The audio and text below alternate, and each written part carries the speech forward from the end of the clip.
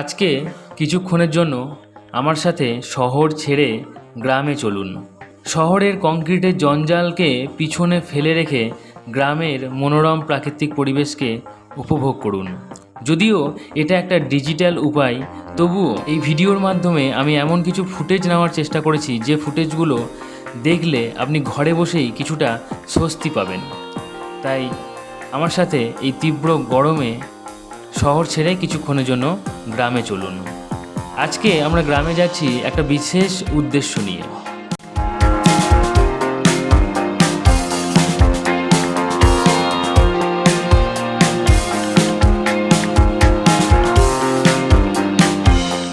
আপনারা ভিডিওটা দেখতে দেখতে সম্পূর্ণভাবে আমাকে একাই ক্রেডিটটা দিয়ে দেন।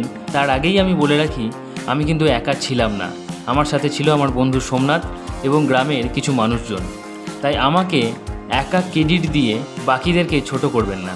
তো যেতে যেতে পথে সূর্যি মামার সাথে তীব্র এই গরমে পৌঁছে গেলাম আমরা এক গ্রামে। এই সেই গ্রাম।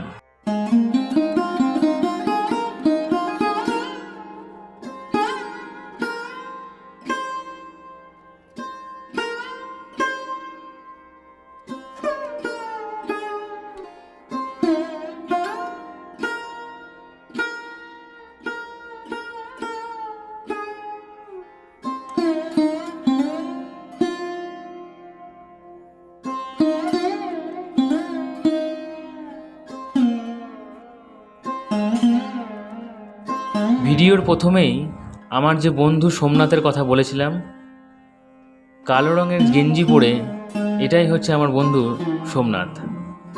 আর এনারা হচ্ছেন গ্রামের কিছু মানুষজন। এখন আমরা সবাই গাছের চারা হাতে গ্রাম থেকে একটু দূরে যেখানে আমরা গাছগুলো লাগাবো সেদিকে রওনা দিলাম। ওপরে নীল আকাশ, মাঝে সবুজ গাছপালা, একদম নিচে ধানের এই সবুজ ক্ষেত।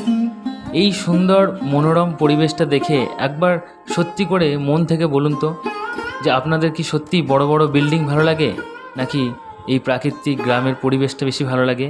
নিচে কমেন্টে জানাতে ভুলবেন না। একদম অনেস্টলি, সততার সাথে কমেন্টে জানান।